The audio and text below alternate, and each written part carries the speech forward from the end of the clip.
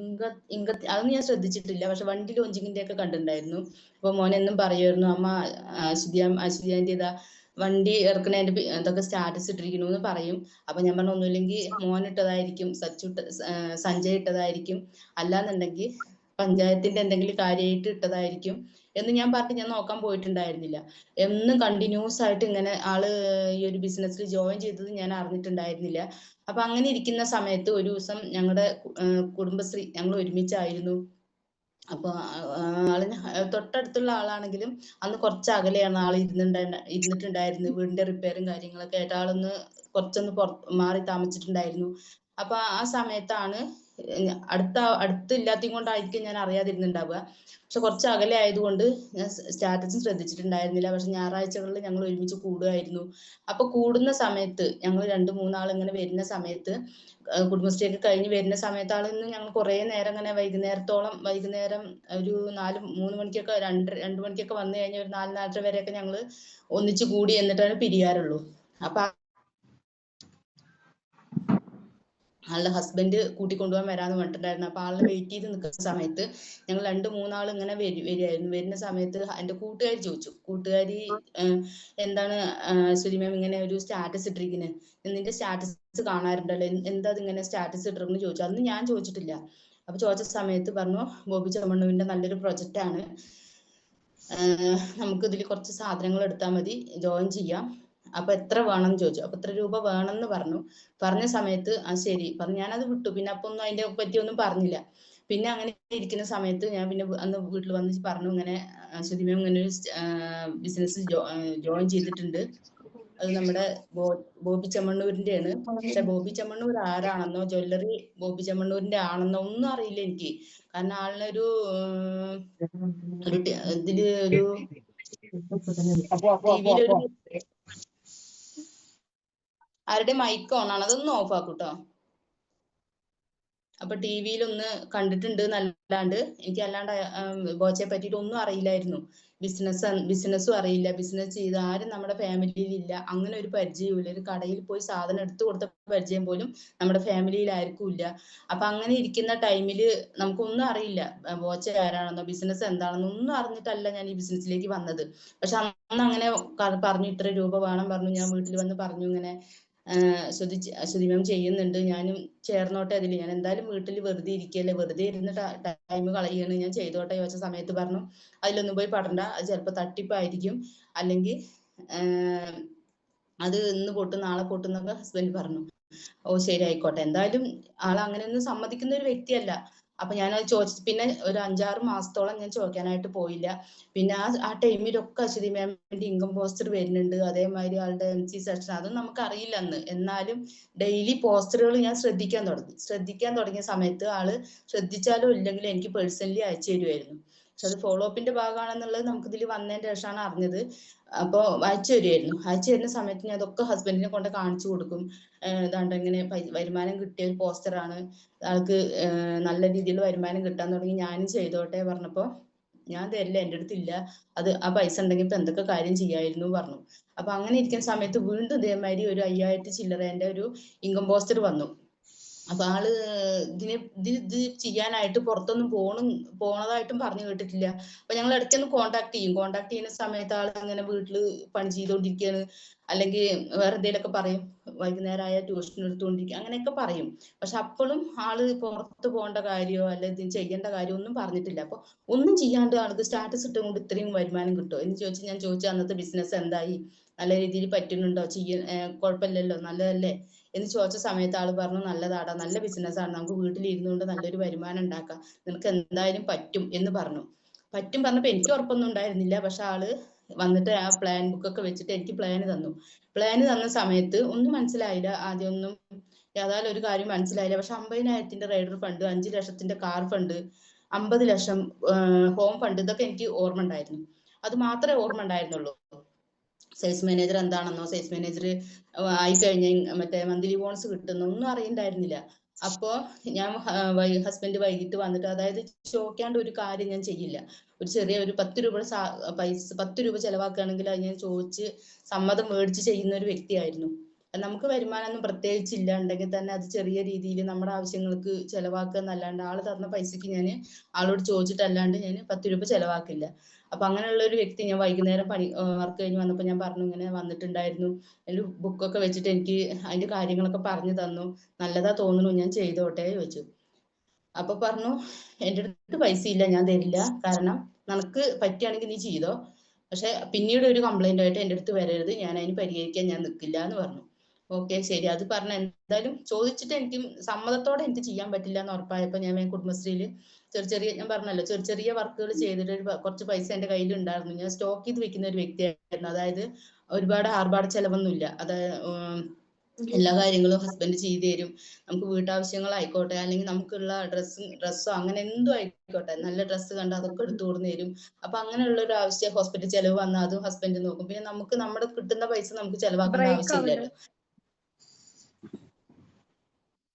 നമുക്ക് കിട്ടുന്ന പൈസ നമുക്ക് ചെലവാക്കേണ്ട ആവശ്യമില്ലല്ലോ. അപ്പൊ അത് ഞാൻ എന്നും സേവ് ചെയ്യുമായിരുന്നു. സേവ് ചെയ്യുന്നത് എനിക്ക് പഠിക്കുന്ന ടൈമിലെ ഒരു ഭയങ്കര ഇഷ്ടമുള്ള ഒരു കാര്യമാണ്. കാരണം പഠിക്കുന്ന ടൈമിൽ ഞാൻ എനിക്ക് പറ്റുന്ന അടുത്തുള്ള ആൾക്കാർക്ക് ചെയ്യുന്ന സഹായങ്ങൾ, അതായത് ഒന്നും പ്രതീക്ഷിച്ചിട്ടല്ല, പക്ഷെ അവർ അറിഞ്ഞു തരുമായിരുന്നു. അല്ല കടയിൽ പോയി എന്തെങ്കിലും സാധനങ്ങൾ വാങ്ങിച്ചു കൊടുക്കുക, അല്ലെങ്കിൽ അവർക്ക് വേണ്ട വെള്ളം അങ്ങനെയൊക്കെ കൊടുന്നു കൊടുക്കുക. വയസ്സായ ഒരുപാട് ആൾക്കാരുണ്ട് ഞങ്ങളുടെ ചുറ്റുവട്ടത്ത്. അപ്പൊ എന്റെ വീട്ടിലും ഉണ്ടായിരുന്നു 4 പേരുണ്ടായിരുന്നു വയസ്സായ ആൾക്കാർ, അച്ഛന്റെ അമ്മായിമാരായിട്ടും അമ്മയുടെ ചെറിയമ്മ, അങ്ങനെ ഒരുപാട് ആൾക്കാർ വയസ്സായ ആൾക്കാരുണ്ടായിരുന്നു. അപ്പൊ ഇവർക്കൊക്കെ വേണ്ട ചെറിയ സഹായങ്ങൾ ചെയ്തു കൊടുത്തിട്ട്, ഞാൻ അവർ ചോദിച്ചിട്ടല്ല, അവരെന്നോട് പറഞ്ഞിട്ടല്ല, എന്നാലും ഞാൻ അറിഞ്ഞുകൊണ്ട് ചെയ്തു കൊടുക്കുമായിരുന്നു. അറിഞ്ഞ് ചെയ്തു കൊടുക്കുന്ന സമയത്ത് അവരെന്തെങ്കിലുമൊക്കെ ചെറിയ ഒരു 5 രൂപ മിഠായി വാങ്ങിക്കോ, അല്ലെങ്കിൽ സ്കൂൾ പഠിക്കുന്ന ടൈമിൽ വള വാങ്ങിക്കോ, എന്തെങ്കിലുമൊക്കെ തലയിലിടുന്ന സ്ലൈഡ് വാങ്ങിക്കോ എന്നൊക്കെ പറഞ്ഞിട്ട് അവർ തരുമായിരുന്നു. ആദ്യമൊക്കെ വേണ്ടാന്ന് പറയുകയാണെങ്കിൽ അവർ നിർബന്ധിച്ച് തരും. പിന്നെ അവർ അറിഞ്ഞ് വാങ്ങിച്ചു തരാൻ തുടങ്ങി ഓരോ സാധനങ്ങൾ. അങ്ങനെയൊക്കെ അന്നും എൻ്റെ സ്വന്തം ഇതിലാണ് ഞാൻ കഴിഞ്ഞിട്ടുണ്ടായിരുന്നത്. അപ്പോൾ ആ സേവിങ് എനിക്ക് എന്നും ഇഷ്ടമുള്ള ഒരു കാര്യമായിരുന്നു. അപ്പൊ അതുകൊണ്ട് ഞാൻ സേവ് ചെയ്ത് വെക്കുമായിരുന്നു. സേവ് ചെയ്ത് വെച്ച സമയത്ത് കുറച്ച് പൈസ ഞാൻ കുടുംബശ്രീയിൽ കൊടുക്കാണ്ടായിരുന്നു. ആ കൊടുക്കാനുള്ള പൈസ എനിക്ക് ഇതിന്ന് ഉണ്ടാക്കി എന്നുള്ളതാണ്. അപ്പൊ ഉണ്ടാക്കി കൊടുത്തിട്ട് ചെറിയ വരുമാനങ്ങൾ കിട്ടുന്നത് കൂട്ടി വെച്ച് ഞാൻ ആ പൈസ കൊടുത്ത് കുറച്ച് പൈസ ഞാൻ വായ്പ എടുത്തിട്ടാണ് ഞാൻ ഈ ഒരു ഫിജി കാർഡിലേക്ക് ഐഡി അടിച്ചത്.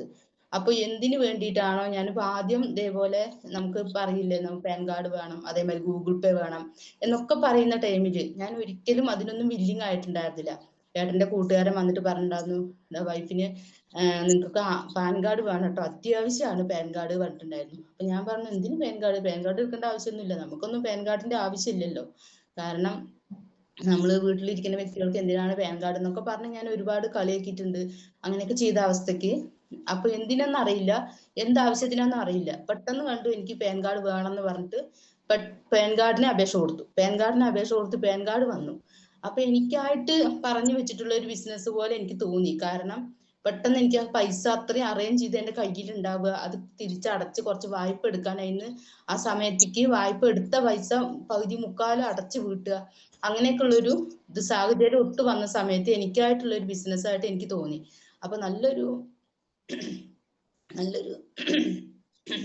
നല്ലൊരു കാര്യമായിട്ട് എനിക്ക് തോന്നി. അപ്പൊ എല്ലാം പോസിറ്റീവായിട്ട് തോന്നിയ സമയത്ത് ഞാൻ എന്തായാലും ഓണ സമയത്ത് എനിക്ക് കുറച്ച് സാധനങ്ങൾ എന്താണെങ്കിലും വീട്ടിലേക്ക് വേണം. അപ്പൊ ഞാൻ പറഞ്ഞു, ഹസ്ബൻഡിനോട് പറഞ്ഞു, ഇപ്രാവശ്യം ഓണത്തിന് സാധനങ്ങളൊന്നും വാങ്ങണ്ട, നീ വിരുന്ന് പോവാണോ ചോദിച്ചു. അപ്പൊ വിരുന്ന് പോവല്ല, എനിക്ക് അതിനുള്ള പൈസ എൻ്റെ അടുത്ത് ഉണ്ട്, നിങ്ങളൊന്നും ചെയ്യണ്ടെന്ന് പറഞ്ഞു. ഓക്കെ, പക്ഷെ ഐഡി അടിച്ച് ഞാൻ പറഞ്ഞിട്ടുണ്ടായിരുന്നില്ല. ഐഡി അടിച്ചു. അപ്പൊ അപ്പൊ ഞാൻ ആ പൈസ സാജി സാറിന്റെ അടുത്ത് ഏൽപ്പിച്ചു. അന്ന് ഗൂഗിൾ പേ കാര്യങ്ങളൊന്നും ഇല്ല, അതൊന്നും നമുക്ക് വേണ്ടല്ലോ, ആവശ്യമില്ലല്ലോ. അപ്പൊ ഞാൻ കൊടുത്ത സമയത്താണ് കൊടുത്തു കഴിഞ്ഞപ്പോ നല്ല ടെൻഷൻ. കാരണം ഈശ്വര, ഞാൻ ഇത്രയും രൂപ കൊടുക്കുകയും ചെയ്തു, എന്നെ കൊണ്ട് പറ്റിയില്ലെങ്കിൽ എന്ത് ചെയ്യും. പിന്നെ ഒരു സമാധാനം ഉണ്ട്, ഓണത്തിന് എന്താണെങ്കിലും നമുക്ക് സാധനങ്ങൾ വാങ്ങണം. അപ്പൊ ഞാൻ വാങ്ങിച്ച സാധനങ്ങൾ എന്താ വെച്ച് കഴിഞ്ഞാൽ 25 എസ്പിക്ക് വെൽനസ്, 25 എസ്പിക്ക് ബെഡ്ഷീറ്റ്, 25 എസ്പിക്ക് ടീഷർട്ട്, 25 എസ്പിക്ക് ഗ്രോസറി, ഇങ്ങനെയാണ് ഞാൻ എടുത്തിട്ടുണ്ടായിരുന്നത്. അപ്പൊ അതെല്ലാം നമുക്ക് ആവശ്യമുള്ള കാര്യങ്ങളാണ്. പിന്നെ വെൽനസിന്റെ കാര്യം എനിക്ക് അറിയില്ലായിരുന്നു. ഇപ്പൊ വെൽനസ് വാങ്ങിച്ച് ഞാൻ എടുത്തു വെച്ചു. ബാക്കി സാധനങ്ങളൊക്കെ ഉപയോഗിച്ചു. ടീഷർട്ടൊക്കെ നല്ല ഇഷ്ടപ്പെട്ടു ഹസ്ബൻഡിന്, അതൊക്കെ ഓണത്തിന് യൂസ് ചെയ്തു. നല്ല നല്ല ടീഷർട്ട്, ക്വാളിറ്റി ഉള്ള ഷർട്ടാണ് ഇന്ന് ഉപയോഗിക്കുന്നത്, അത് നല്ല ഷർട്ടാണ്. പക്ഷെ ബെഡ്ഷീറ്റ് മാത്രം വിരിക്കാനായിട്ട് പറ്റിയില്ല. എന്താ വെച്ച് കഴിഞ്ഞാൽ എത്ര ക്വാളിറ്റി ഉള്ള ബെഡ്ഷീറ്റ് ഒന്നും നമുക്ക് വിരിച്ച് കിടക്കാൻ പറ്റില്ല എന്നുള്ളൊരു ഇതായിരുന്നു. അപ്പൊ അത് എടുത്തു വെച്ചു. എന്നിട്ട് ഞാൻ ലാസ്റ്റ് അത് ടോപ്പും ഒരു ഷർട്ടും ഒരു ടോപ്പും ആയിട്ട് ഞങ്ങൾ യൂസ് ചെയ്തു എന്നുള്ളതാണ്. ഒരു ബെഡ്ഷീറ്റ് മക്കളെടുത്ത് വിരിച്ചു, വലിയ ബെഡ്ഷീറ്റ് ആയതുകൊണ്ട് 2 പീസാക്കി അവർ 2 പേരും ഓരോന്ന് എടുത്തു. അതേപോലെ ഒരു ബെഡ്ഷീറ്റിന് ഞങ്ങൾ ഷർട്ടും ടോപ്പ് അടിച്ചു. അപ്പൊ അത്രയും ക്വാളിറ്റി ഉള്ള ബെഡ്ഷീറ്റാണ്. അതേപോലെ നമ്മുടെ വീട്ടിലത്തെ സാധനങ്ങളായിക്കോട്ടെ, നല്ല ക്വാളിറ്റി ഉള്ള സാധനങ്ങൾ നമുക്ക് എങ്ങനെ വേണമെങ്കിൽ ഉപയോഗിക്കാം, ഉപയോഗിച്ച് മറ്റുള്ളവർക്ക് റെഫർ ചെയ്ത് കൊടുക്കുക. അടിപൊളി ക്വാളിറ്റി ഉള്ള സാധനങ്ങൾ. അപ്പൊ അതൊക്കെ ഉപയോഗിച്ച സമയത്ത് ഒരുപാട് സന്തോഷം തോന്നി. കാരണം പിന്നീട് നമുക്ക് ലീഡേഴ്സ് വിളിക്കുന്നു. അപ്പൊ ഇതിലൊരു സർട്ടിഫിക്കറ്റ് വന്ന സമയത്താണ് ഞാൻ ഹസ്ബൻഡിന് കാണിച്ചു കൊടുത്തത്. നീ ഇതിൽ പോയി ജോയിൻ ചെയ്തൂലേ, ഞാൻ പറഞ്ഞത് കേട്ടില്ല അല്ലേ പറഞ്ഞു. അപ്പൊ ഞാൻ പറഞ്ഞു, ഞാൻ എന്തായാലും വീട്ടിലിരിക്കുന്ന വ്യക്തിയാണ്, നിങ്ങൾക്ക് ഇതിൽ പൈസ ഒന്നും ചെലവന്നിട്ടില്ലല്ലോ, ഞാൻ ഇത്ര രൂപ ആയി എന്നും പറഞ്ഞിട്ടില്ല. അപ്പൊ നിങ്ങൾക്ക് എന്തായാലും ഇതില് പൈസ ഒന്നും ചെലവ് വന്നിട്ടില്ലല്ലോ, അപ്പൊ നമുക്ക് വീട്ടിലേക്ക് ഓണത്തിനുള്ള സാധനങ്ങളെ ഞാൻ അതൊന്ന് വാങ്ങിച്ചിട്ടുള്ളൂ, അപ്പൊ അതിൽ നഷ്ടമൊന്നും നമുക്ക് വരാനില്ല, ഞാൻ ചെയ്ത് നോക്കട്ടെ, പറ്റും നോക്കട്ടെ എന്ന് പറഞ്ഞു. അപ്പം ചെയ്ത് പിറ്റേ ദിവസം മുതൽ നമ്മുടെ 7am, അപ്പൊ രാവിലെ അന്ന് തന്നെ സൂമൊക്കെ ഡൗൺലോഡ് ചെയ്ത് വെച്ചു. രാവിലെ 7am ഉണ്ട്, അതിൽ ഒരുപാട് കാര്യങ്ങൾ നമുക്ക് പറഞ്ഞു തരാനും അതേപോലെ മനസ്സിലാക്കാനും പറ്റി. അതേപോലെ 3-ാം ദിവസം എന്നെ MC കിട്ടു. MC കിട്ട സമയത്ത് ഞാൻ ആദ്യം പറഞ്ഞൊരു കാര്യം എന്താ വെച്ചാൽ, ഇപ്പൊ തന്നെ ചെയ്യണം, ഞാൻ പിന്നീട് ചെയ്താൽ പോരെ, ഇപ്പൊ തന്നെ ചെയ്തിട്ട് തെറ്റി കഴിഞ്ഞാൽ എന്താ ചെയ്യാ വെച്ചു. അപ്പൊ കുഴപ്പമില്ലടാ, തെറ്റൊന്നുമില്ല, നീ ചെയ്ത് നോക്ക്, ഫസ്റ്റ് ടൈം അല്ലേ, ചെയ്താലേ ഞാൻ പഠിച്ചിട്ട് ചെയ്യാന്ന് പറഞ്ഞു. അത് നടക്കുമോ നമ്മുടെ ഈ ബിസിനസ്സിൽ? ഒരിക്കലും ഇല്ല അല്ലെ. കാരണം പഠിച്ചിട്ടേ ചെയ്യുള്ളൂ എന്ന് പറഞ്ഞാൽ ഒരിക്കലും അത് നടക്കില്ല. ഇപ്പൊ നമ്മള് ഡ്രൈവിങ് പഠിക്കാൻ പോകുന്നുണ്ട്, പക്ഷെ നമ്മൾ ഡ്രൈവിംഗ് പഠിച്ചിട്ടേ വണ്ടി ഓടിച്ചിട്ടേ ഡ്രൈവിംഗ് പഠിക്കൂ പറഞ്ഞാൽ ഒരിക്കലും നടക്കാത്തൊരു കാര്യമാണ്. അതേപോലെ ആയിരുന്നു. പക്ഷെ അന്ന് അതൊന്നും അറിയില്ല, എന്താണ് ഈ പുറം ലോകം എന്നുള്ളതോ അല്ലെങ്കിൽ എന്താണ് ഈ നമ്മുടെ ഈ ഒരു പുതിയ കാലഘട്ടം എന്നുള്ളതോ ഒന്നും അറിയാതിരിക്കുന്ന ഒരു വ്യക്തിയായിരുന്നു ഞാൻ. കാരണം വീട്ടിൽ നിന്ന് പുറത്തിറങ്ങല് കുറച്ച് മാത്രമാണ്, ഒന്നിനും പുറത്തു പോവാത്ത ഒരു വ്യക്തിയായിരുന്നു. വല്ല സിനിമയ്ക്ക് പോവുക, അങ്ങനെ ടൂർ പോവുക, അങ്ങനെയുള്ള ഒരു കാര്യങ്ങളും നമ്മുടെ ജീവിതത്തിൽ ഉണ്ടായിട്ടില്ല, ഇല്ല എന്നുള്ളതാണ് സത്യം. എവിടെയും ടൂർ പോവില്ല, എവിടെയും ഒരു സിനിമയ്ക്ക് ഒന്നിനും പുറത്ത് പോവാത്തൊരു വ്യക്തി ആയതുകൊണ്ട് നമുക്ക് അപ്പൊ അറിയാലോ, ആകെ പോകുന്നത് ഹോസ്പിറ്റലിലേക്ക് മാത്രം. മക്കളെയും കൊണ്ട് അവർക്ക് എന്തെങ്കിലും അസുഖം വരുന്ന സമയത്ത് ഹോസ്പിറ്റലിൽ പോവുക. അപ്പൊ അതും അങ്ങനെയാണ്. പിന്നെ പുറം ലോകമായിട്ട് നമുക്ക് ബന്ധം ഉണ്ടാവാൻ വീട്ടിൽ TV വേണം, അതുമില്ല, TV ഉണ്ടായിരുന്നില്ല. അല്ലെങ്കിൽ പിന്നെ ബന്ധം കിട്ടണമെന്നുണ്ടെങ്കിൽ നമുക്ക് ഫോൺ വേണം, അതും ഉണ്ടായിരുന്നില്ല. എൻ്റെ കയ്യിലുണ്ടായിരുന്നത് ഒരു സാധാ സ്വിച്ച് ഫോൺ ആയിരുന്നു. അപ്പൊ നമ്മളെ അതിനെ രക്ഷിക്കാൻ ഞാൻ അതാ പറഞ്ഞ, എനിക്ക് ഈ ഒരു ബിസിനസ്സിലേക്ക് വരാൻ ഒരുപാട് പോസിറ്റീവായ കാര്യങ്ങൾ ഉണ്ടായിട്ടുണ്ട്.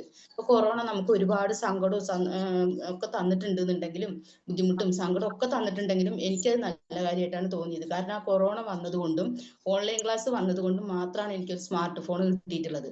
അല്ലാന്നുണ്ടെങ്കിൽ ഞാൻ ഹസ്ബൻഡിനോട് പറയായിരുന്നു, എല്ലാവർക്കും അങ്ങനത്തെ ടച്ച് ഫോൺ ഉണ്ട്, എനിക്കൊന്ന് വാങ്ങിച്ചു തരുമോ പറഞ്ഞ സമയത്ത് ആള് പറഞ്ഞിട്ടുണ്ടായിരുന്നു, വീട്ടിലിരിക്കുന്ന ആൾക്ക് എന്തിനാ ഫോണിന്റെ ആവശ്യമില്ലല്ലോ, പിന്നെ ഒന്നാമത്തെ ഞാൻ അതിലേക്കൊന്നും ശ്രദ്ധിക്കാൻ പോവാത്ത ഒരാളായതുകൊണ്ട് അതിന്റെ ഒന്നും ആവശ്യമില്ലല്ലോ എന്ന് പറഞ്ഞു. ശരി, അപ്പൊ കിട്ടില്ല എന്നുള്ള ഒരു ഇതില് പിന്നെ അത്യാവശ്യം വന്നത് എങ്ങനെയാ ചോദിച്ചു കഴിഞ്ഞാൽ, നമ്മുടെ മക്കളൊക്കെ ആയ സമയത്ത് കുറച്ച് ടൈം എടുത്തിട്ടുണ്ട് മക്കളൊക്കെ ആവാൻ. അപ്പൊ ആയ സമയത്ത് അവർക്ക് ഹോസ്പിറ്റലിൽ കേസ് വരും. അപ്പൊ വൈകുന്നേരം വർക്ക് കഴിഞ്ഞ് വരുന്ന സമയത്ത് ഞാൻ അവിടെ ഉണ്ടാവില്ല. അപ്പൊ ഈ ഫോൺ ഇല്ലാത്ത കാരണം എവിടേക്ക് പോയി എങ്ങനെ പോയി എന്നൊന്നും അറിയാനായിട്ട് പറ്റില്ല. അപ്പൊ ആള് പൈസയൊക്കെ എൻ്റെ അടുത്ത് തന്നിട്ട് പോവായിരുന്നു, ചെറിയ കുട്ടികളാണ്, എന്തെങ്കിലും അത്യാവശ്യം വന്നാൽ എടുത്തോന്നും പറഞ്ഞ് പൈസയൊക്കെ തന്നിട്ട് പോവായിരുന്നു. അപ്പൊ ഈ ഹോസ്പിറ്റൽ കേസ് ഞാൻ ഹോസ്പിറ്റലിൽ പോയിട്ടുണ്ടാവും, പിന്നെ ആരുടെയെങ്കിലും ഫോണിൽ നിന്ന് ഞാൻ വിളിക്കണം, ഞാൻ ഇവിടെ ഉണ്ട്, ഇങ്ങനെ ഇന്ന സ്ഥലത്തുണ്ട്, ഹോസ്പിറ്റലിലേക്ക് വന്നിരിക്കുകയാണ് കുട്ടീനെയും കൊണ്ട്, ഒന്നും ഇങ്ങോട്ട് വരാൻ പറ്റുമോ എന്നൊക്കെ ചോദിച്ച് വിളിക്കുന്ന സമയത്താണ് ഫോൺ ഇല്ലാത്തതിന്റെ ബുദ്ധിമുട്ട് അറിയാൻ തുടങ്ങി. അപ്പൊ എന്ത് കാട്ടി, ചെറിയ നോക്കിയാണ് സെറ്റ് വാങ്ങിച്ചു തന്ന സമയത്ത് അത് വിളിക്കുക, അവിടെ വെക്കുക, അല്ലാണ്ട് അതുകൊണ്ട് പ്രത്യേകിച്ച് യൂസ് ഒന്നും ഇല്ലല്ലോ. അപ്പോൾ ഞാൻ ചിന്തിച്ചു പോയിട്ടുണ്ട്, എന്താണ് ഈ മൊബൈൽ ഫോണിൽ ഇങ്ങനെ നോക്കി ടൈം കളയുന്നത്. അപ്പൊ ഞാൻ എൻ്റെ ഫ്രണ്ടിനെയൊക്കെ കാണുന്ന സമയത്ത് അവള് പറഞ്ഞിട്ടുണ്ട്, നീ എന്താ ചെയ്യുന്നത് ചോദിച്ചാൽ, ഞാനൊന്നും ചെയ്യുന്നില്ല, ഞാൻ വീട്ടിലിരിക്കുക, വെറുതെ ഇരിക്കുകയാണ്. അപ്പൊ അവള് പറയും, വെറുതെ ഇരിക്കുക, എന്താ ഫോൺ ഉണ്ടല്ലോ സമയം കളയാൻ എന്ന് പറയും.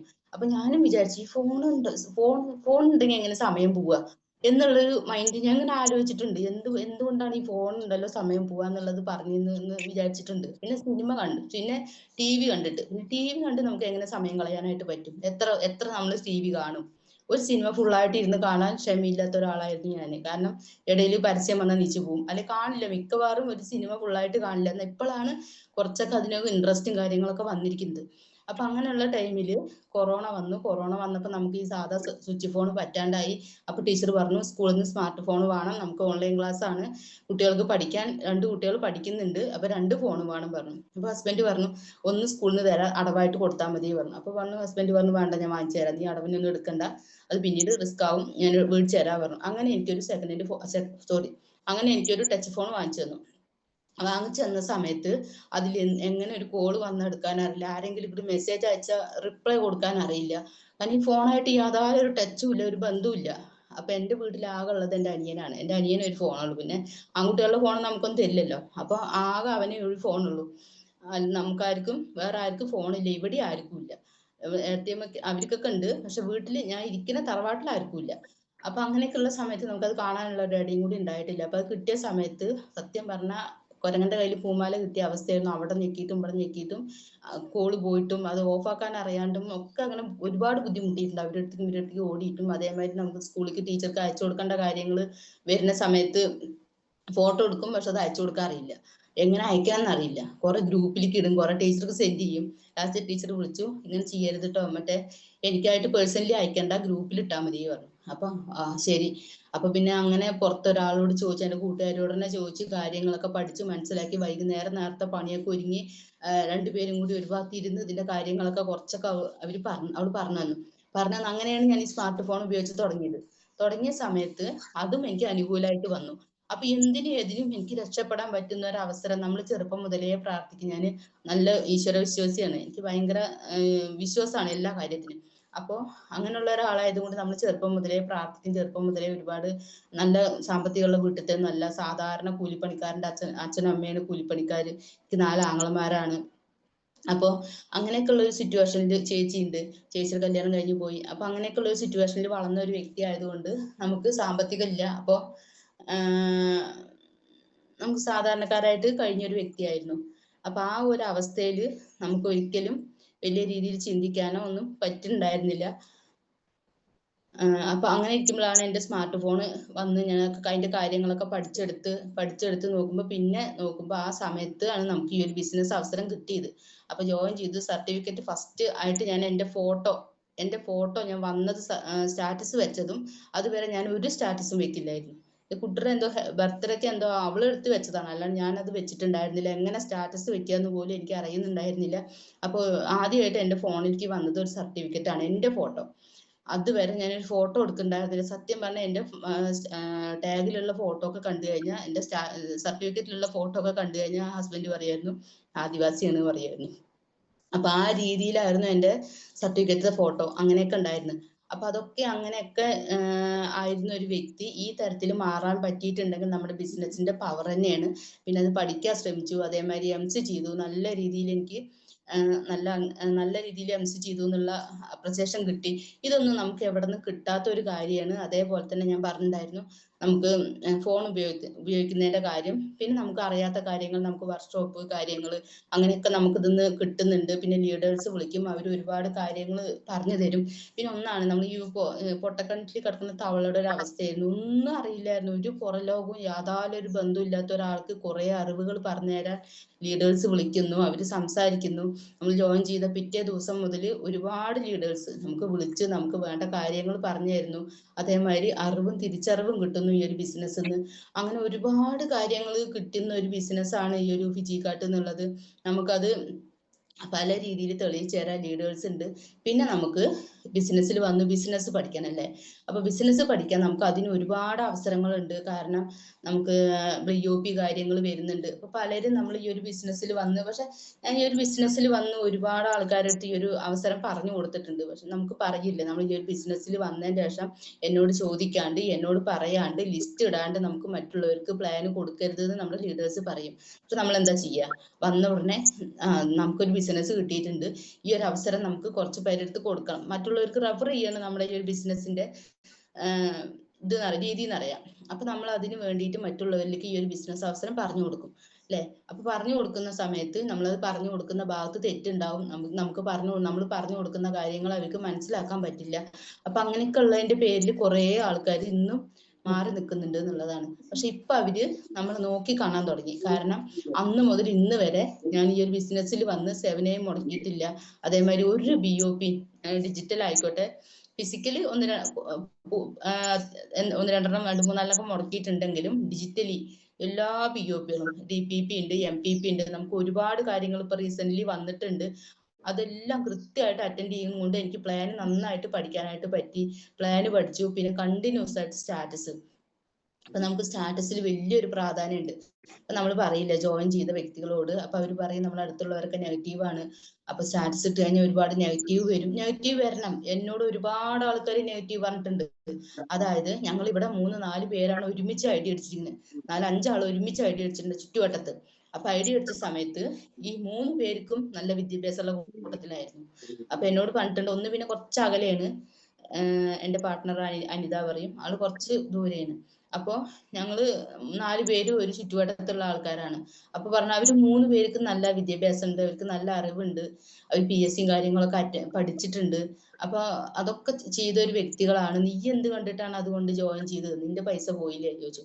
അപ്പൊ ഞാൻ പറഞ്ഞു, എന്റെ പൈസ എങ്ങനെ പോവുക, ഞാൻ സാധനങ്ങൾ വാങ്ങിച്ചിരിക്കുകയാണ് എന്റെ വീട്ടിലേക്ക്, ഓണത്തിന് ഞാൻ സാധനങ്ങൾ വാങ്ങിച്ച എന്റെ പൈസ പോയി എന്ന് പറയാൻ പറ്റുമോ എന്ന് പറഞ്ഞു ചോദിച്ചു. ഞാൻ ആ ഒരു മറുപടി മാത്രം കൊടുത്തു. പക്ഷെ ഇന്ന് അവർ നോക്കി കാണുന്ന സമയത്ത് ഈ വിദ്യാഭ്യാസം ഉള്ളവരൊന്നും ഇല്ല ഇവിടെ. സത്യം പറഞ്ഞാൽ ഒന്നും ഇല്ലാത്ത, വിദ്യാഭ്യാസം ഇല്ലാത്ത ആൾക്കാർ മാത്രമേ ഉള്ളൂ ഈ ബിസിനസ്സിൽ. അപ്പൊ ഒന്ന് മനസ്സിലാക്കുക, നമ്മൾ മനസ്സിലാക്കുന്ന ഭാഗത്താണ് ഈ ബിസിനസിന്റെ വിജയം എന്നുള്ളത്. നമ്മൾ ബിസിനസിനെ പറ്റി പഠിക്കാൻ തയ്യാറാവുക, അതേപോലെ നമുക്ക് ഒരുപാട് കുടുംബങ്ങളിലേക്ക് വരുമാനം എത്തിച്ചു കൊടുക്കാനും.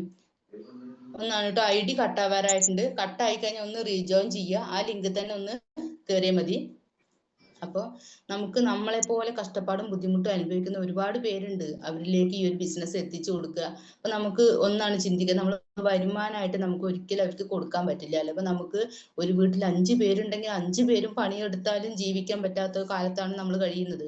അപ്പൊ കഴിയുന്ന സമയത്ത് നമുക്കത് ഒരു വരുമാനമായിട്ട് കിട്ടുന്ന വരുമാനം, നമുക്ക് അതിന് ഒരു 1000 രൂപ 2000 രൂപ അവർക്ക് ഹെൽപ്പ് ചെയ്യാൻ ഒരിക്കലും പറ്റില്ല. എത്ര സാമ്പത്തികമുള്ള വീട്ടിലത്തെ ആൾക്കാരാണെങ്കിലും നമ്മളത് ചെയ്യൂല, ചെയ്യാൻ പറ്റൂല. അപ്പൊ അങ്ങനെയൊക്കെ ഉള്ളൊരു സമയത്ത് നമുക്ക് കൊടുക്കാൻ പറ്റാത്ത സമയത്ത് നമുക്ക് ഒരു അവസരമായിട്ട് അവർക്ക് കൊടുക്കാല്ലേ. അപ്പൊ ഞാനൊരു ബിസിനസ് ചെയ്യുന്നുണ്ട്, നല്ലതാണ്, നമുക്ക് നല്ല രീതിയിൽ ചെയ്യാനായിട്ട് പറ്റും. പിന്നെ പേഴ്സണലി നമ്മൾ അറിയുന്ന ആൾക്കാർക്കാണ് നമ്മൾ ഈ ഒരു ബിസിനസ് അവസരം കൊടുക്കുന്നത്. അപ്പൊ അവർക്ക് അറിയാലോ നമ്മുടെ മാറ്റവും കാര്യങ്ങളും. അതേപോലെ നമുക്ക് ഈ രീതിയിൽ മറ്റൊരാളടുത്ത് സംസാരിക്കാത്ത ആളാണ്, അതേപോലെ 4 ആൾ കൂടുന്നിടത്ത് പോവാത്ത ആളാണ്, 4 ആൾക്കാരുടെ അടുത്ത് സംസാരിക്കാത്ത ഒരു വ്യക്തിയാണ്, ഫോട്ടോ കാര്യങ്ങളൊന്നും എടുക്കാത്ത വ്യക്തി, ഫോട്ടോയിൽ വരുന്നു, ഫോട്ടോ എടുക്കണു, പോസ്റ്റർ വരുന്നു, അതേമാതിരി സ്റ്റാറ്റസ് കണ്ടിന്യൂസ് ആയിട്ട് ഇടുന്നു. അപ്പൊ അങ്ങനെയൊക്കെയുള്ള സമയത്ത് അവർക്ക് മനസ്സിലാക്കാൻ പറ്റില്ല, ഒരുപാട് മാറ്റങ്ങളുണ്ട്. അപ്പൊ ഞാൻ ഇവര് കൂടെ നിന്ന് കഴിഞ്ഞാൽ നമുക്ക് വിജയിക്കാൻ പറ്റുന്നുള്ള ഒരു ബോധ്യം അവർക്ക് ഉണ്ടാവുന്ന സമയത്ത് അവർ നമ്മുടെ കൂടെ വരുന്നുള്ളതാണ്. അപ്പൊ നമ്മൾ അങ്ങനെയുള്ള കാര്യങ്ങൾ ഇൻവിറ്റേഷൻ കറക്റ്റ് ആയിട്ട് കൊടുക്കുക. അപ്പൊ അത് ഇൻവിറ്റേഷൻ പ്രോപ്പർ അല്ലാത്തതിന്റെ കാരണം കൊണ്ട് ഒരുപാട് സെയിൽ നമുക്ക് മിസ്സായിട്ടുണ്ട്. ജോയിൻ ചെയ്ത സമയത്ത് നമ്മൾ തെറ്റന്നെ വിളിച്ചു പറയുള്ളൂ. കാരണം കുറച്ച് സാധനങ്ങൾ എടുത്താൽ മതി, ഇത്ര രൂപയ്ക്ക് സാധനങ്ങൾ എടുത്താൽ നമുക്ക് ഇതിലൊരു പാർട്ട്ണർഷിപ്പ് കിട്ടും എന്നുള്ള കാര്യങ്ങൾ പറയുന്ന സമയത്ത് നമുക്ക് അതിൽ ഡിലേ വരാൻ സാധ്യതയുണ്ട്. കാരണം അവര് ചിന്തിക്കുക എന്തത്ര രൂപ വേണ്ടേ, അത് എൻ്റെ അടുത്ത് ഇല്ല എന്നാണ് ചിന്തിക്കുക. പക്ഷെ നമ്മൾ കൊടുക്കുന്നത് ഒരു അവസരമായിട്ട്, നമ്മൾ പ്ലാൻ ആയിട്ട് കൊടുത്തതിന് ശേഷം മാത്രമാണ് നമുക്ക് ഈ എമൗണ്ടിന്റെ കാര്യം നമുക്ക് അവരുടെ അടുത്ത് പറഞ്ഞു കൊടുക്കേണ്ട ആവശ്യമുള്ളൂ. പക്ഷെ അതാണ് നമ്മൾ ജോയിൻ ചെയ്ത പുതിയ വ്യക്തികളോട് നമ്മൾ പറയുന്നത്, നിങ്ങൾ ആരടുത്തും പറയണ്ട, നിങ്ങൾക്ക് ആരടുത്താണോ ഈ ഒരു അവസരം പറയാനുള്ളത് വെച്ചാൽ ആ വ്യക്തിയെ ഒന്ന് കാണിച്ചു തന്നാൽ മതി, നമ്മളാണ് അവരുടെ അടുത്ത് പറഞ്ഞു കൊടുക്കുക. കാരണം നമുക്ക് എല്ലാം പഠിച്ച വ്യക്തികളായിട്ടോ അല്ലെങ്കിൽ എല്ലാം അറിഞ്ഞിട്ടോ അല്ല, പക്ഷെ നമുക്ക് വരുന്ന തെറ്റ് അവർക്ക് വരണ്ടെന്ന് പറഞ്ഞിട്ടാണ് നമ്മൾ അങ്ങനെ പറയുക. ഇൻവിറ്റേഷൻ കറക്റ്റ് ആയിട്ട് കൊടുത്താലേ നമ്മുടെ പ്ലാന് കേൾക്കാനോ അല്ലെങ്കിൽ നമ്മുടെ ഈ ഒരു ബിസിനസിന്റെ ഭാഗമാവാനോ അവർ തയ്യാറാവും. അപ്പൊ അത് നമ്മൾ പുതിയ ആൾക്കാരോട് പറഞ്ഞു കൊടുക്കും. പിന്നെ ഞാൻ പറഞ്ഞു സ്റ്റാറ്റസിന്റെ കാര്യം, അത് കണ്ടിന്യൂസ് ആയിട്ട് വെച്ചാൽ തന്നെ നമുക്ക് അതിന് റിസൾട്ട് ഉണ്ടാവും. ഇപ്പൊ നമ്മുടെ അടുത്തുള്ളവര് നെഗറ്റീവ് പറഞ്ഞു പറഞ്ഞിട്ട് നമ്മൾ സ്റ്റാറ്റസ് വെക്കാതിരിക്കുന്ന സമയത്ത് നമ്മുടെ ദൂരെ ഉള്ളവരും നമ്മൾ ഇഷ്ടപ്പെടുന്ന ആൾക്കാരും നമ്മൾ നല്ല രീതിയിൽ ജീവിക്കണം അല്ലെങ്കിൽ നല്ല നിലയ്ക്ക് എത്തണം പറഞ്ഞ ആൾക്കാർ നമ്മുടെ സ്റ്റാറ്റസ് കാണുന്നുണ്ടാവും അല്ലെ, നമ്മുടെ കോണ്ടാക്റ്റിൽ ഉണ്ടാവും. അപ്പൊ അവർക്കൊക്കെ കാണാൻ വേണ്ടിയിട്ട് നമ്മൾ സ്റ്റാറ്റസ് വെക്കുക. നല്ല നെഗറ്റീവ് പറയുന്ന ആൾക്കാർ നമ്മുടെ ചുറ്റുവട്ടത്തുണ്ടെങ്കിൽ അവരെ നമുക്ക് ഒഴിവാക്കാനുള്ള ഓപ്ഷൻ ഒക്കെ ഉണ്ടല്ലോ. ഇപ്പൊ അതൊക്കെ ഒന്ന് ഒഴിവാക്കി വെക്കുക. ഒഴിവാക്കി വെച്ചിട്ട് നമ്മൾ കണ്ടിന്യൂസ് ആയിട്ട് സ്റ്റാറ്റസ് വെക്കുക. ഇപ്പൊ ഞാൻ ഒരു സ്റ്റാറ്റസ് വെക്കുന്നതിന്റെ ഒരു കാര്യം പറയാം. ഇപ്പൊ നമ്മൾ സ്ക്രീനിൽ ഒരുപാട് ആൾക്കാരെ ഞാൻ കാണുന്നുണ്ട്. അപ്പൊ നമ്മൾ സ്റ്റാറ്റസ് വെക്കുന്ന സമയത്ത് ഇപ്പൊ ഉദാഹരണം പറയാം, ഞാനും അശ്വതി മാമും ഈ ഒരു ബിസിനസ്സിലുള്ള വ്യക്തികളാണ്. അപ്പൊ ഞങ്ങൾ രണ്ടുപേരും നല്ല രീതിയിൽ വർക്ക് എടുത്ത് മുന്നോട്ട് പോകുന്ന ആൾക്കാരാണ്. പക്ഷെ അശ്വതി മാം കണ്ടിന്യൂസ് ആയിട്ട് സ്റ്റാറ്റസ് വെക്കും. ഞാൻ 2 ദിവസം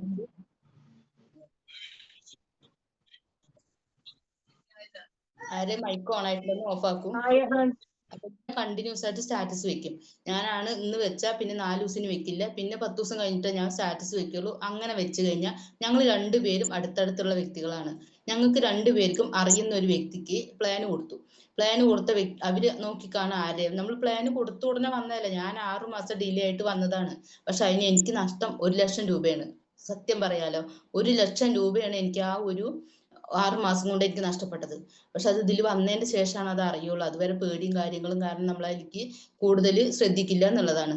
അപ്പോൾ കണ്ടിന്യൂസ് ആയിട്ട് സ്റ്റാറ്റസ് വെക്കുന്ന അശ്വതി മാമിന്റെ കൂടെയാണോ പോവുക അതോ എന്റെ കൂടെയാണോ വരിക? കാരണം അവര് ചിന്തിക്കും, അനിത എപ്പോഴും സ്റ്റാറ്റസ് വെക്കില്ല, ഇടയ്ക്ക് കാണാം ഇടയ്ക്ക് കാണില്ല. അപ്പൊ അങ്ങനെ പോയി അവളുടെ കൂടെ പോയാൽ എനിക്ക് വിജയിക്കാൻ പറ്റില്ല എന്നുള്ളത് അവര് നമ്മൾ പ്ലാൻ കൊടുക്കുന്ന വ്യക്തികൾ ചിന്തിക്കും, നമ്മൾ ഇൻവിറ്റേഷൻ കൊടുക്കുന്ന വ്യക്തികൾ ചിന്തിക്കും. അപ്പൊ അതൊരിക്കലും അതിനുള്ള ഒരു സാഹചര്യം നമ്മൾ ഉണ്ടാക്കാൻ പാടില്ല. നമ്മൾ വെക്കുന്നുണ്ടെങ്കിൽ അത് കണ്ടിന്യൂസ് ആയിട്ട് സ്റ്റാറ്റസ് വെക്കുക. അതിൽ ഒരുപാട് റിസൾട്ട് ഉണ്ട്. കാരണം അന്ന് മുതൽ ഇന്ന് വരെ, ഞാൻ ജോയിൻ ചെയ്ത അന്ന് മുതൽ ഇന്ന് വരെ എന്നെ നോക്കി കാണുന്ന ഒരുപാട് വ്യക്തികൾ ഈ സ്റ്റാറ്റസിലുണ്ട്. അപ്പൊ അവരെന്താ നോക്കി കാണാ, ഞാൻ വിജയിച്ചിട്ടുണ്ടോ, ഞാൻ വലിയ രീതിയിൽ വരുമാനം വാങ്ങിക്കുന്നുണ്ടോ, ഞാൻ നേരാവുന്നുണ്ടോ എന്നായിരിക്കും അവര് നോക്കി കാണുന്നുണ്ടാവുക. അപ്പൊ ഒരു ദിവസം ഇതേമാതിരി ഒരു വ്യാഴാഴ്ച ദിവസം നമ്മൾ BOP ഉള്ള ദിവസമാണ്. അന്ന് ഞാൻ ഗസ്റ്റിന് ലിങ്ക് ഒക്കെ അയച്ചു കൊടുത്തിട്ടുണ്ടായിരുന്നു. പക്ഷെ അന്ന് വൈകുന്നേരത്തേക്ക് എന്റെ ഫോണ് കേടുവന്ന് പോയി. കേട് വരിക പറഞ്ഞാൽ പെട്ടെന്ന് അങ്ങോട്ട് ഓഫായി. പിന്നെ അത് എന്ത് കാട്ടിനും തുറക്കാൻ പറ്റുന്നില്ല. അപ്പൊ ഈ ഒരു വെള്ളിയാഴ്ച ഒരു ദിവസം, ശനിയാഴ്ച വെള്ളിയാഴ്ച വൈകുന്നേരം ഉച്ച വരെ ഞാൻ നോക്കുമ്പോൾ ഫോൺ ഒരു റിസൾട്ടും തരുന്നില്ല. അപ്പൊ വെള്ളിയാഴ്ച ഉച്ചയ്ക്ക് നമുക്ക് അറിയാലോ, അന്ന് വ്യാഴാഴ്ച രാവിലെ ഇട്ട സ്റ്റാറ്റസ് വെള്ളിയാഴ്ച രാവിലെ ആ സ്റ്റാറ്റസ് പോകും. അപ്പൊ വെള്ളിയാഴ്ച ഒരു 10-11 മണിയോടുകൂടി 2-3 ആൾ എനിക്ക് മെസ്സേജ് അയച്ചിരിക്കുന്നു. പക്ഷെ അപ്പൊ ഒന്നും കണ്ടില്ല, പിന്നീടാണ് അത് അറിഞ്ഞത്. അപ്പൊ നിർത്തിയോ, ബിസിനസ് നിർത്തിയോ ചോദിച്ചിട്ട്. അപ്പൊ ഓണായതും പെട്ടെന്ന് ഓഫ് ആവും. ആ ഒരു അവസ്ഥയിലായി പോയി. പിന്നെ അത് കടയിൽ കൊടുത്ത് ശനിയാഴ്ച രാവിലെയാണ് ആ ഫോണ് തിരിച്ചു കിട്ടിയത്. അപ്പൊ ആ സമയം കൊണ്ട് ഒരുപാട് എന്നെ നോക്കിക്കാണുന്ന ആൾക്കാർ വിചാരിച്ചു ഞാൻ ഈ ബിസിനസ് നിർത്തി എന്ന് വിചാരിച്ചു. പക്ഷെ അപ്പൊ അങ്ങനെയാണ്, നമ്മൾ ഒരുപാട് ആൾക്കാർ നമ്മൾ നോക്കി കാണുന്ന സമയത്ത് നമുക്ക് ഒരു അച്ചീവ്മെന്റ്സും കാര്യങ്ങളും ഉണ്ടാവുന്ന സമയത്തേ അവര് നമ്മുടെ കൂടെ വരുള്ളൂ. പക്ഷെ പിന്നീട് ഇപ്പൊ നമുക്ക് ഒരുപാട് നെഗറ്റീവും കാര്യങ്ങളും ഒന്നും വരാൻ ചാൻസ് ഇല്ല. കാരണം സോഷ്യൽ മീഡിയ വഴി ഒരുപാട് നമ്മുടെ ചെയർമാൻ തന്നെ ഈ ഒരു ബിസിനസ്സിനെ നമുക്ക് ഈസി ആക്കി തരുന്നുണ്ട് അല്ലെ. ഒരുപാട് നമുക്ക് വീഡിയോ കാര്യങ്ങളായിട്ടും ആള് ഡയറക്ട്ലി വന്ന് നമ്മുടെ ബിസിനസിന്റെ അവസരം പറഞ്ഞു തന്നിട്ട് നമുക്ക് ഒരുപാട് ഈസി ആക്കി തരുന്നുണ്ട് ഈ ബിസിനസ്. ഇപ്പൊ ഇന്നലെ ഞങ്ങൾ പ്ലാൻ കൊടുക്കാൻ പോയ സമയത്ത് ഒരു സാറ് പറയാണ്, ആള് ഹോസ്പിറ്റലിലാണ്. അപ്പൊ ആള് പറയുകയാണ് 10 ലക്ഷം രൂപ പോയിട്ടുണ്ട് എന്ന്. അപ്പൊ എങ്ങനെ പോയി ചോദിച്ചപ്പോ ആദ്യം 1 ലക്ഷം ഡെപ്പോസിറ്റ് ചെയ്തു. 1 ലക്ഷം ഡെപ്പോസിറ്റ് ചെയ്ത സമയത്ത് പറഞ്ഞു തരാം 1 ലക്ഷം ഇട്ടാ 2 ലക്ഷം ആക്കി തരാം. പക്ഷെ എന്നിട്ടും ആളുകൾ അതിനൊക്കെ റെഡിയാണെന്ന് പറയുമ്പോൾ എന്താ ഒരു അവസ്ഥ ഒന്ന് ആലോചിച്ച് നോക്ക്. പ്രൊഡക്റ്റോ സർവീസോ ഇല്ലാത്ത ഒരു കാര്യം നമ്മൾ ചെയ്യുന്ന സമയത്ത് മറ്റുള്ളവരോട് അന്വേഷിച്ചിട്ട് വേണം ചെയ്യാൻ അല്ലേ. പക്ഷെ നമ്മൾ ഈ ഒരു അവസരം പറയുന്ന സമയത്ത് അവർ ലോകം മുഴുവൻ വിളിച്ച് അന്വേഷിക്കും. കാരണം നമ്മൾ വാങ്ങിക്കുന്ന സാധനങ്ങൾ, ഇപ്പൊ ഒരു കടയിൽ നിന്ന് വാങ്ങിച്ച സാധനങ്ങൾ ഒന്ന് മാറ്റി വാങ്ങിക്കുന്നുള്ളൂ. സാധനം വാങ്ങിച്ചിട്ടാണ് ഈ ബിസിനസ്സിലേക്ക് നമ്മൾ വരുന്നത്. പക്ഷെ അതൊന്ന് മാറ്റി വാങ്ങിക്കുന്നുള്ളൂ. പക്ഷെ അത് ലോകം മുഴുവനും വിളിച്ച് ചോദിക്കും. പക്ഷെ ഈ ഒരു ബിസിനസ് അവസരം പ്രൊഡക്റ്റോ സർവീസോ ഇല്ലാത്ത ഒരു കാര്യം അവര് പറയാണ് 1 ലക്ഷം രൂപയായി എന്ന് പറഞ്ഞു. 1 ലക്ഷം രൂപ കൊടുത്തപ്പോൾ 2 ലക്ഷം തിരിച്ചു കിട്ടി. അപ്പൊ പിന്നെയും പറഞ്ഞത്ര 2 ലക്ഷം തന്നു കഴിഞ്ഞാൽ അത് 4 ലക്ഷമായിട്ട് തിരിച്ചു തരാന്ന്. അപ്പൊ അങ്ങനെ ചെയ്ത സമയത്ത് ലാസ്റ്റ് 10 ലക്ഷം രൂപ അവിടുന്ന് കിട്ടിയ പൈസയാണെങ്കിൽ നമ്മുടെ ഈ 1 ലക്ഷം പോയില്ലേ. അപ്പൊ ഈ 10 ലക്ഷം രൂപ ഇട്ടാ 20 ലക്ഷം തിരിച്ചു തരാന്ന് അത്ര പറഞ്ഞിട്ടുണ്ടായിരുന്നു. പക്ഷെ ഈ 10 ലക്ഷം കൊണ്ട് ഇട്ട സമയത്ത് ആൾ അതുകൊണ്ട് മുങ്ങി. അപ്പൊ എന്നിട്ട് പറഞ്ഞു 10 ലക്ഷം ഇറക്കിയ വ്യക്തിയാണ് ഞാന്. അപ്പൊ ആള് ചോദിച്ചൊരു കാര്യമുണ്ട്, എന്തായാലും ഇത് നമ്മൾ സാധനങ്ങൾ എടുക്കുന്നുണ്ടല്ലോ, അപ്പൊ അത് മനസ്സിലാക്കി തന്നെ വലിയ കാര്യം. അപ്പൊ ഞാൻ പറഞ്ഞു സാറ് പൈസ നഷ്ടപ്പെട്ടില്ല, ഇതിൽ നമുക്ക് നഷ്ടപ്പെടില്ല, നമുക്ക് ഇൻവെസ്റ്റ്മെന്റ് ഇല്ല. നമുക്ക് നമ്മൾ സാധാരണ വാങ്ങിക്കുന്ന സാധനങ്ങളൊന്നും മാറ്റി വാങ്ങിക്കുന്നുള്ളൂ, കടം മാറ്റി വാങ്ങിക്കുന്നുള്ളൂ. നമ്മൾ സാധാരണ ഉപയോഗിക്കുന്ന സാധനങ്ങൾ തന്നെ, സോപ്പ്, പേസ്റ്റ്, ക്ലീനിങ് സെറ്റ്, അതേമാതിരി ബെഡ്ഷീറ്റ്, ടീഷർട്ട്, ഇങ്ങനെയുള്ള സാധനങ്ങളാണ് നമ്മുടെ കമ്പനിയിലുള്ളത്. അത് നമ്മൾ എന്തായാലും വാങ്ങിക്കേണ്ട സാധനങ്ങളാണ്, അതൊന്നും മാറ്റി വാങ്ങിക്കുന്നേ ഉള്ളൂ പറഞ്ഞു. അപ്പൊ ഓക്കെ പറഞ്ഞു. അപ്പൊ അങ്ങനെയാണ് നമ്മുടെ ലോകത്തുള്ളവര് പലതും ഇന്നും ചിന്തിക്കാത്ത ഈ ലോകം, ഈ കാലം മാറിയത് അറിയാണ്ട് ഒരുപാട് വ്യക്തികളുണ്ട്. നമ്മൾ ഒന്ന് മനസ്സിലാക്കുക, നമ്മൾ എത്ര പണിയെടുത്താലും നമുക്കറിയാലോ, ഇപ്പൊ ഇന്ന് കാലത്ത് പണിയെടുത്തിട്ട് എന്തുണ്ടാക്കാൻ പറ്റും? ഒന്നും ഉണ്ടാക്കാൻ പറ്റില്ല. എന്റെ അച്ഛനൊക്കെ പറയാറുണ്ട്, അച്ഛൻ 15 വയസ്സിൽ തുടങ്ങിയതാണ് കൂലിപ്പണിക്ക് പോവാൻ.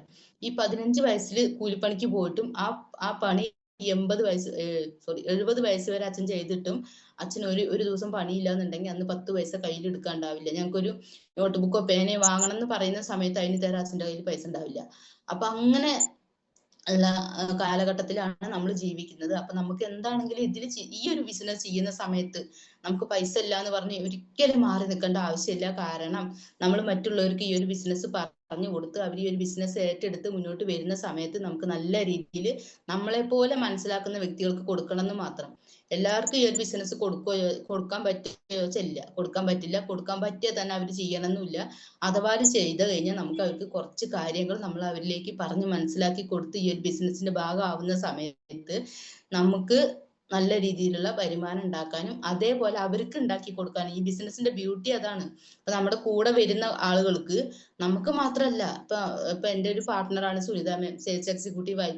ഒരുപാട് സന്തോഷമായിരുന്നു. ആള് സ്റ്റേജിൽ കയറിയ സമയത്ത് എന്റെ കണ്ണായിരുന്നു അറിയുന്നുണ്ടായിരുന്നു. കാരണം നമ്മുടെ വിശ്വസിച്ച് നമ്മുടെ കൂടെ വന്നൊരു വ്യക്തിക്ക് അച്ചീവ്മെന്റ്സ് ഉണ്ടാക്കി കൊടുക്കുമ്പോഴേ നമുക്ക് വലിയ രീതിയിലുള്ള വരുമാനവും കാര്യങ്ങളും അതേമാതിരി ഒരു അന്തസ്സൊക്കെ ഉണ്ടാവും അല്ലെ. അല്ലാണ്ട് നമുക്ക് മാത്രം ചിന്തിച്ചു കഴിഞ്ഞാൽ ഒരിക്കലും നമുക്ക് ഈ ബിസിനസ് മുന്നോട്ട് കൊണ്ടുപോകാനോ നമ്മുടെ അക്കൗണ്ട് നോക്കി നടന്നു കഴിഞ്ഞാൽ ഒരിക്കലും വരുമാനം ഉണ്ടാക്കാനോ പറ്റില്ല.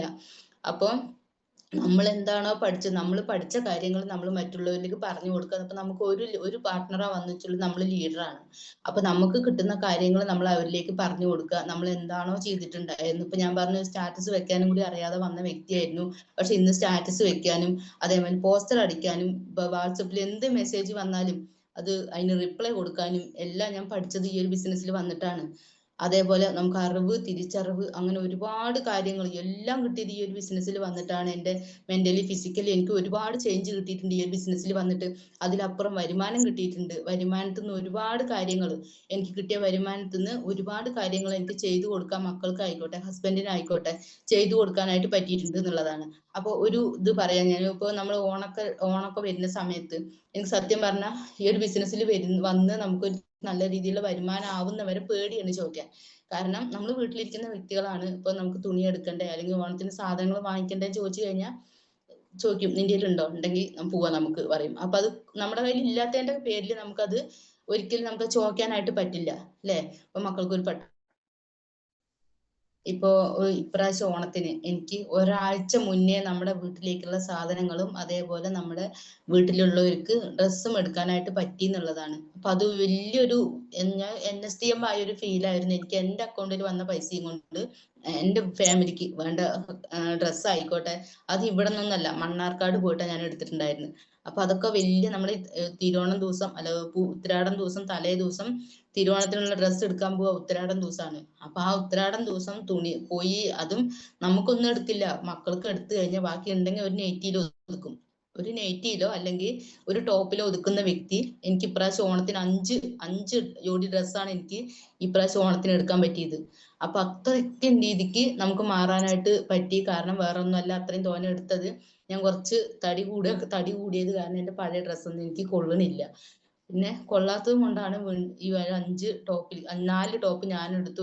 ഒരു ടോപ്പ് എനിക്ക് ഹസ്ബൻഡും എടുത്തു തന്നു. അതേമാതിരി മക്കൾക്കായിക്കോട്ടെ നമ്മൾ ഓരോ ജോഡിയിൽ ഒതുക്കുന്നത് ഈ 2 ജോഡി ഡ്രസ്സ് എടുക്കാൻ പറ്റി. എന്റെ ഹസ്ബൻഡിന് നല്ലൊരു ഇപ്രാവശ്യം ഓണത്തിന് ഒരു 3 ഷർട്ടും ഒരു മുണ്ടും എടുത്തു കൊടുക്കാനായിട്ട് എനിക്ക് പറ്റി. അപ്പൊ അങ്ങനെയൊക്കെ നമുക്ക് ഈ ഒരു ബിസിനസ് ഏൺ ചെയ്യാൻ പറ്റും. പിന്നെ ഞാൻ എന്റെ വീട്ടിൽ പോണ സമയത്ത് വീട്ടിലേക്ക് എന്തെങ്കിലും തിന്നാനൊക്കെ ആയിട്ട് വാങ്ങിച്ചു പോകാനായിട്ട് എനിക്ക് പറ്റുന്നുണ്ട്. ഇതൊന്നും നമ്മൾ മറ്റുള്ളവരോട് ചോദിക്കാണ്ട് ഹസ്ബൻഡിനോട് ഡിപ്പെൻഡ് ചെയ്യാണ്ട് നമുക്ക് ചെയ്തു കൊടുക്കാൻ പറ്റുന്നുണ്ടെങ്കിൽ അതന്നെയല്ലേ ഒരു വീട്ടമ്മയെ സംബന്ധിച്ച് ഏറ്റവും വലിയൊരു ഭാഗ്യം എന്ന് പറയുന്നത്. അതന്നെയല്ലേ നമുക്ക് മറ്റുള്ളവരെ ഡിപ്പെൻഡ് ചെയ്യാണ്ട് നമ്മുടെ ആവശ്യങ്ങൾക്കും അതേപോലെ നമുക്ക് എന്തെങ്കിലുമൊക്കെ പുറത്തു പോകുന്ന സമയത്ത് നമുക്ക് എന്തെങ്കിലും വാങ്ങണം എന്നുണ്ടെങ്കിലും നമ്മുടെ എന്തെങ്കിലും ചെറിയ ചെറിയ ഇഷ്ടങ്ങൾ സാധിക്കണം എന്നുണ്ടെങ്കിൽ നമുക്ക് ഈ ഒരു ബിസിനസ്സിലൂടെ സാധിച്ചെടുക്കാൻ പറ്റുന്നുണ്ടെങ്കിൽ അത് ഏറ്റവും വലിയൊരു കാര്യം തന്നെയാണ് പറയുക.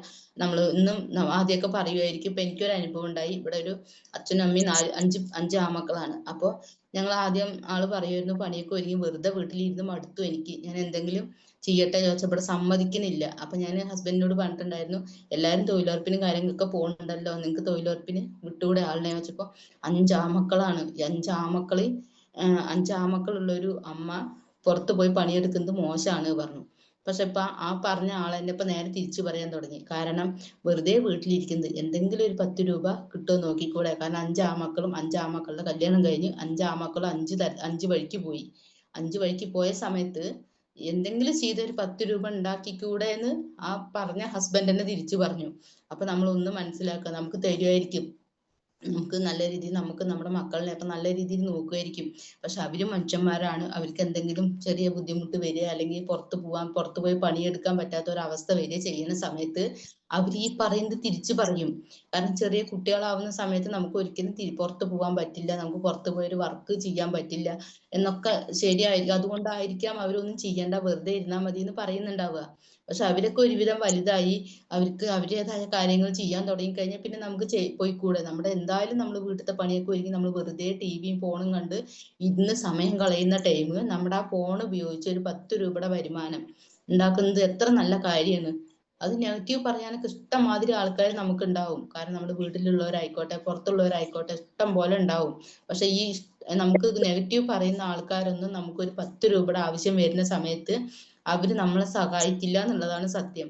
ഇപ്പൊ നമുക്ക് എന്തെങ്കിലും ഒരു 10 രൂപയുടെ ആവശ്യം വന്ന് നമ്മൾ എത്ര ആരടുത്ത് പോയാലും ഇന്ന് കാലത്തൊന്നും ഒരു മനുഷ്യന്റെ കയ്യിലും ഒരു 10 രൂപ നമ്മളെ സഹായിക്കാനോ നമ്മൾ ചോദിക്കുന്ന സമയത്ത് അവരുടെ അടുത്ത് എടുത്തു തരാനോ ഉണ്ടാവില്ല എന്നുള്ളതാണ്. കാരണം അത്രയും ഒരു ബുദ്ധിമുട്ടായ സമയത്താണ് നമ്മൾ കടന്നു പോകുന്നത്. സാധനങ്ങളൊക്കെ ആയിക്കോട്ടെ നല്ല വില കൂടിയ ടൈമാണ്. അതേപോലെ